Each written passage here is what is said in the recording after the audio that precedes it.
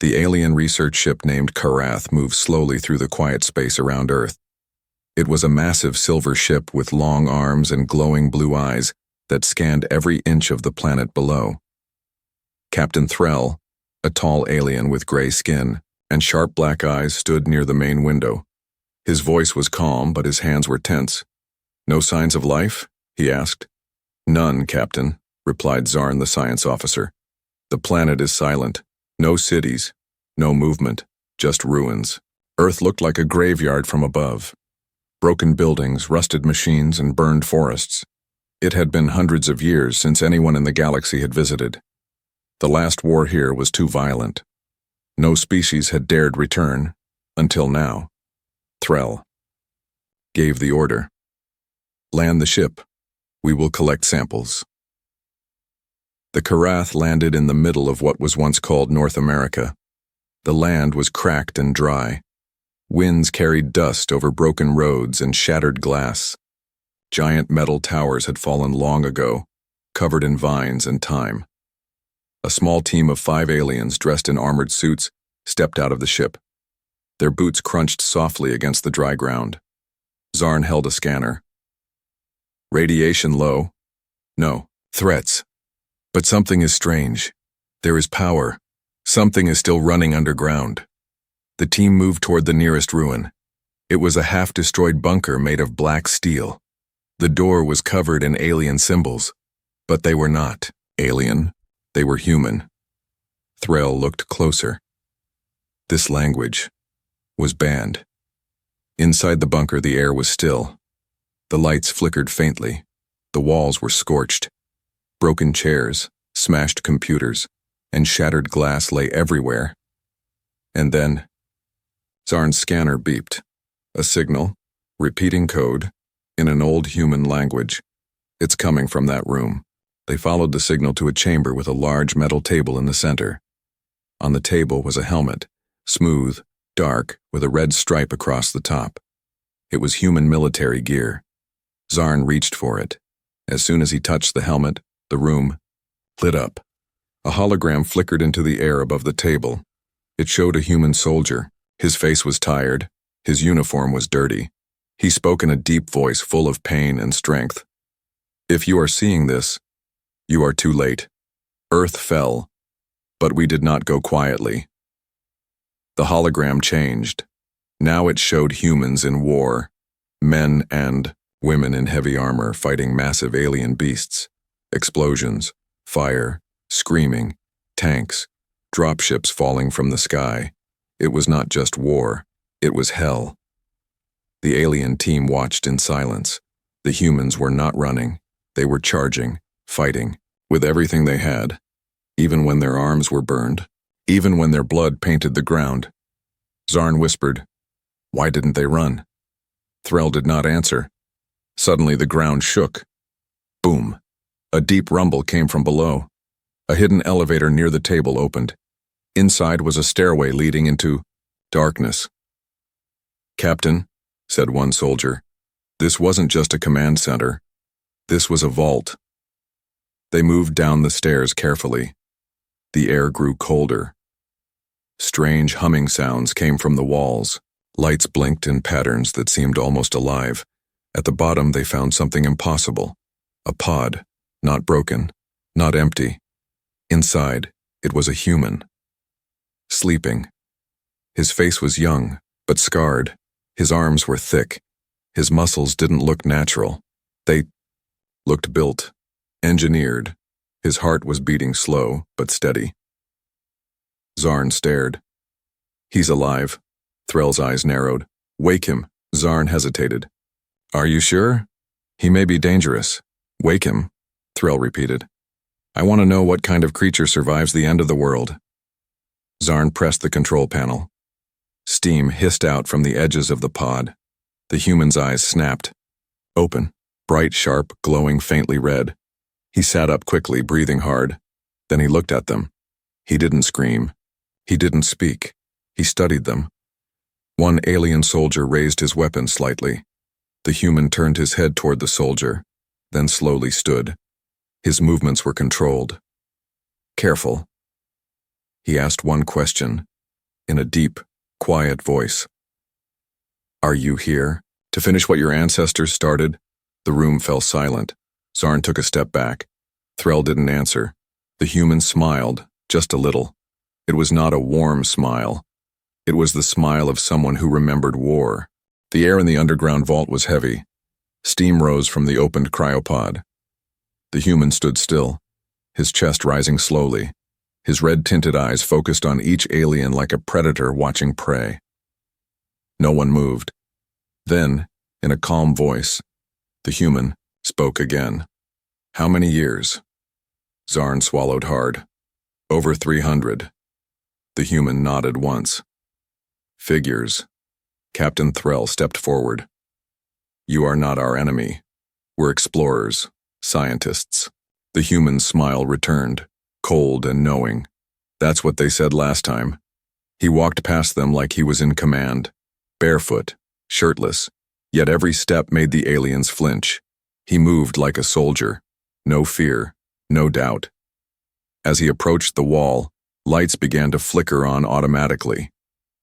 The base still recognized him. He placed his hand on a glass panel.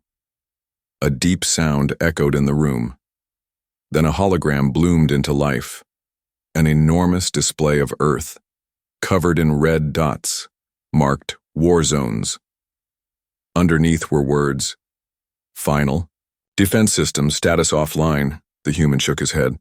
"Offline, good, they don't need to wake up yet." Zarn stepped closer. "What are you talking about? Who are you?" The man turned.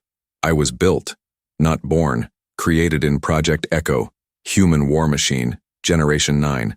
My name is Echo 9. Zarn gasped. "You were made?" "Yes," Echo said, pointing at his chest. "Bioenhanced, pain-resistant, fearless by design. Trained from age 4 to kill. We weren't humans anymore, we were weapons." One of the alien soldiers whispered, "Monsters." Echo 9 heard that. He didn't get angry. He just tilted his head. "No. Monsters don't need reasons. We had purpose." He walked back toward the control table and activated another file. This one showed rows of children, eyes glowing faintly, practicing with weapons, fighting each other. Some bled, some didn't get up. Threll stepped forward, troubled. Why would your kind do this?"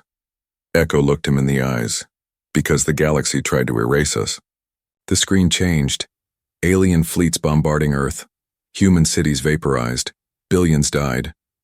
But then, human ships rose back. Faster, stronger, crueler. Echo's voice darkened. "You didn't wipe us out. You forged us. Every bomb you dropped made us harder. Every betrayal made us smarter." Zarn's hands trembled. "We were told you attacked first." Echo turned his back on them. "That's what you needed to believe." Suddenly, alarms blared through the base. Unauthorized data link detected. Zarn jumped. "Captain, someone is accessing the satellite system." Threll shouted, "Seal it down, now." Too late. A screen appeared. An ancient AI face. Female. Cold. Voice soft but firm. User Echo 9 recognized. System awakened. Transmitting data to orbital satellites. Threll's eyes widened. "What are you doing?" Echo shrugged. "Sending out a warning. Humanity is alive." Zarn panicked.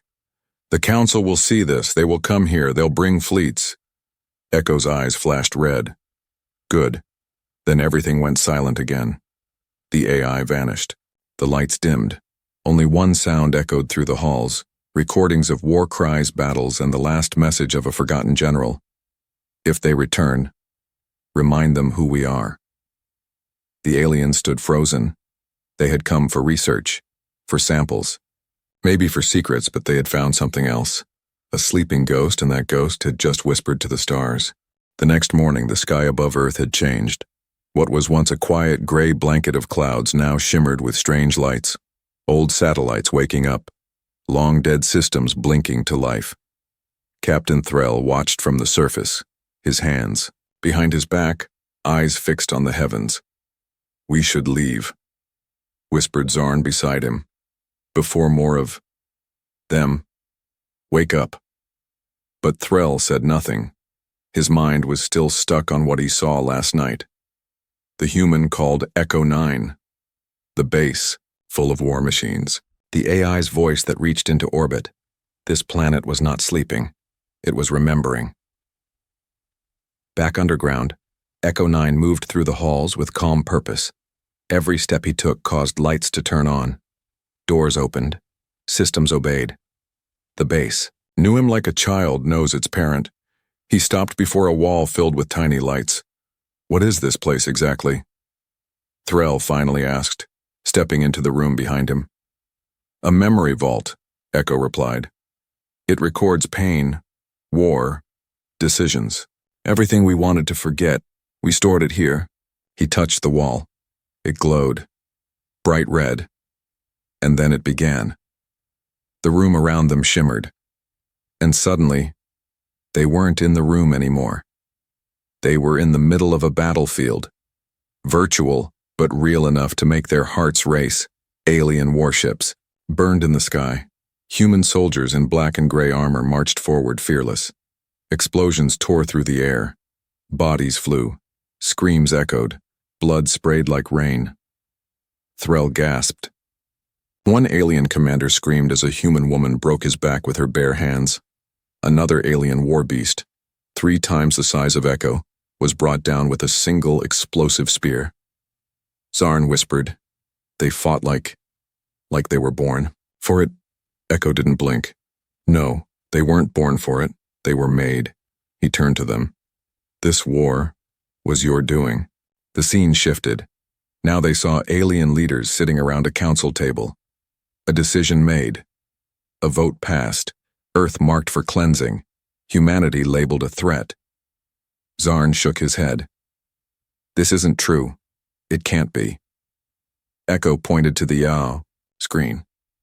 Your species voted for the strike, yours helped build the bombs, and yours supplied the plague that wiped out our food. Zarn fell to his knees. We didn't know. Echo's voice was calm, but hard as steel. You didn't care. Then the final scene appeared. The last city, Earth's capital, surrounded, burning. But inside children were still trained, soldiers still made. One by one they marched out, knowing they wouldn't return. A young Echo 9 was there too, barely 14, covered in blood, holding a weapon almost too big for his body. But his eyes, they were the same. Dead calm. Threll finally spoke. And yet, you survived. Echo nodded. Yes. And now, you brought others. Suddenly alarms blared again. Unknown vessel detected, said the AI voice. Approaching from high orbit.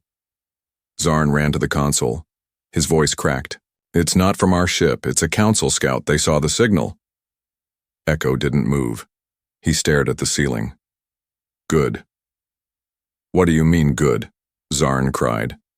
They'll burn us all. Echo turned. Then let them come.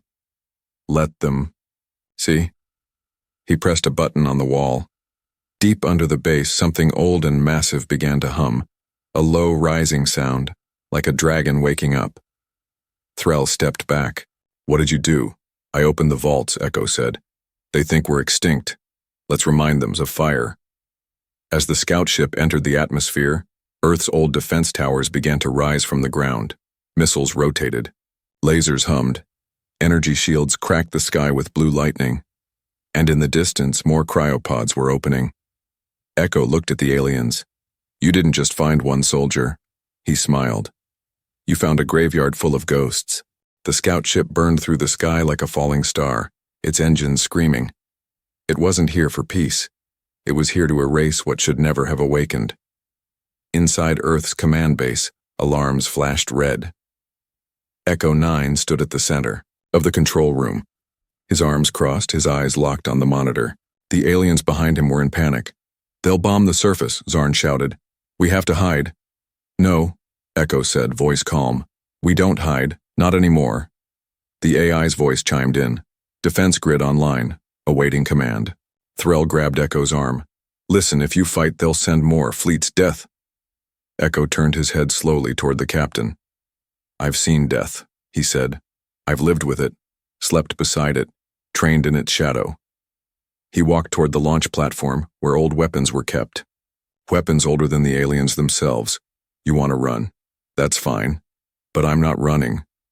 Zarn followed, breath shaky. "You're just one soldier. They have shields, pulse weapons. And I have memory," Echo replied, pulling an ancient rifle from its mount. It clicked in his hand like it had missed him. The weapon hummed to life. Behind him, one by one, cryopods opened. Men, women, all human, all war-born. Some limped, some bled. But none were afraid. They moved with discipline. No words. Just the silent nods of soldiers returning from long sleep. Echo raised his fist. They saluted. Threll couldn't believe what he saw. They're still alive? "Not alive," Echo whispered. Awake. The alien scout ship landed with a blast of dust and wind. Its door opened, and from inside came armored alien warriors, elite council hunters. Tall, covered in blue armor, weapons glowing with plasma. They looked around and laughed. "Humans?" The lead hunter mocked. "This is what we feared?" But then Echo stepped forward alone. He walked slowly into the open, the dust swirling around his bare chest and loaded rifle. The hunters raised their weapons. Echo didn't flinch. "Do you remember who we are?" he asked them. The hunter raised his weapon. "I remember you died. Not all of us." And with one sudden motion, Echo fired. The shot tore through the lead hunter's chest, armor and all. The alien fell with a heavy thud. The rest of the humans moved, fast, silent, deadly. The old weapons were still sharp, still hungry. The scout team was wiped out in under 2 minutes. Threll and Zarn watched from the ridge above, stunned, speechless. Zarn whispered, "They weren't soldiers." Threll nodded slowly. "They were war itself." Back in the base, Echo cleaned the rifle and placed it back in its mount. He sat down quietly at the old command table. He didn't look proud. He didn't smile. He looked tired. Zarn walked in. "You killed them like it was nothing," Echo replied without looking. "I trained for 30 years before I was allowed to fire that rifle. When I did, I never missed again." Threll asked quietly, "How many humans are left?" Echo looked up. Not enough to rebuild, but more than enough to be remembered. He pointed at the sky. "They'll send more." Threll nodded. "Yes, they will." Echo stood. "Then tell them this planet isn't theirs. Tell them humanity still walks." He placed his hand on the table and the AI began broadcasting, a signal to every ship, every world, every species. One message: we are the last. We are the forgotten. We are still here. And we remember. The galaxy would never sleep again. Far above Earth, satellites blinked awake, one after another. Old machines, forgotten eyes, and now, they were watching again. Across the stars, deep in the cold heart of the Galactic Council's archive tower, a blinking red light appeared on a secure screen that hadn't glowed in over 300 years. A young alien technician leaned closer. "Sir, there's a signal from Earth." The elder counselor beside him froze. "That's impossible. Earth is a dead world." The screen suddenly filled with ancient human code. Then a voice, clear and full of warning, spoke through. "Every channel in the galaxy. We are awake. We remember. And we are not afraid." Back on Earth, Echo 9 stood at the center of the old base, watching as the broadcast finished. Zarn ran in. "You just told the whole galaxy we're alive. They'll come to kill us." Echo's face was calm. "Then they'll come." Threll stared at the flickering screens. "You don't understand what you've done. They'll burn this world again." Echo turned slowly. "They already did. I'm just reminding them we survived." Meanwhile, chaos spread. On council worlds, leaders argued in panic. They were extinct. How many are left? What if they've rebuilt weapons? We must strike first, again. But it was too late. The secret was out. The truth leaked fast, not by accident but by design. Earth's ancient defense system had spread the entire archive of the human wars across the stars, every species, every planet, every crime. Unfiltered. The truth hit harder than any weapon. Some council members tried to block the signals. Others watched in horror. They saw videos of soldiers fighting while on fire, of children building bombs with bare hands, of humans smiling as they ran into death. And the worst part? They saw humans win, over and over. Zarn watched one such video in silence. It showed a human child, no older than 10, being trained to track enemy weaknesses. He spotted a flaw in an alien war machine that top scientists had missed for years. The next frame showed the boy saluting his dead instructor. Zarn whispered, "Why didn't you stop?" Echo answered quietly. "Because you didn't." Back on the alien homeworlds, whispers grew louder. A new fear began to spread. Not just fear of war, but fear of the truth. That maybe humanity wasn't evil. Maybe they were just built to survive the galaxy's cruelty, and they had. Threll stepped beside Echo. "You wanted this, didn't you? Not war, not revenge, but memory." Echo nodded. "They erased us from history. I gave us back." Suddenly, an emergency alert flashed on Earth's old satellite feed. Incoming transmission. Unknown origin. The AI spoke calmly. "Encrypted. Signal. Traced to civilian planet Vilar 3. Echo raised an eyebrow. "Not a council world?" Zarn read the message aloud. "To the humans of Earth, we have seen the truth. We were lied to. We do not wish war. We wish to talk." The room fell silent. Echo didn't smile, but something softened in his eyes. He looked at Threll. Maybe not everyone forgot who we were, but outside, Earth's sky cracked again. A massive warship appeared, council-made, 3 times the size of anything in orbit. Zarn's face turned pale. "They're not here to talk." The AI warned, "Dreadnought class, vessel entering attack range, preparing weapons." Echo slowly walked to the control panel. He didn't rush, he didn't panic, he placed his hand on the screen. "Then let them come." From deep under the Earth, the planet growled. Turrets rose, shields hummed. Old machines from the war era blinked, awake. One by one, Earth's sleeping giants opened their eyes. The council thought they came to silence a signal. Instead, they had woken a storm. The stars above Earth twisted into fire. The massive council warship, Vekthar's Blade, lowered from orbit like a god of destruction. Its hull was dark steel, carved with the names of 100 conquered worlds. Its cannons, the size of mountains, aimed directly at the surface. Inside the human base, sirens howled. Dust fell from the ceilings. The ancient walls trembled like they remembered what was coming. Echo 9 stood still. He wasn't afraid. He had seen this before. "Status," he said. The AI answered coldly. "Planetary defense grid at 67%. Weapon systems online. Orbital cannons. Locked," Zarn shouted over the noise. "That ship, it's not just here to fight, it's here to end you." Threll stared at the sky feed. "They brought a dreadnought. They think you're a disease." Echo turned to him. "They're not wrong." Then he smiled. Not a smile of joy. A soldier's smile. Sharp, unkind, unbreakable. But they forgot something important. Threll blinked. "What?" Echo turned, toward the war map. "We were built for war, not just to fight it." He pointed to the display. "We studied it, lived in it, became it." The ground shook again. Earth's crust split in several places. Giant hatches opened across the continents. Out of them rose titanic machines. Tall, armored, monstrous, human war mechs. Old legends, walking weapons, thought lost forever. Each one had a name carved on its chest. Unit Abaddon, Unit Mercy's End, Unit Iron Howl. And behind them came something worse. The Command Titan, black and gold, towering into the clouds. Echo looked up at it as it activated. Its voice echoed through the Earth itself. "Unit Ares online. Primary directive, defend humanity."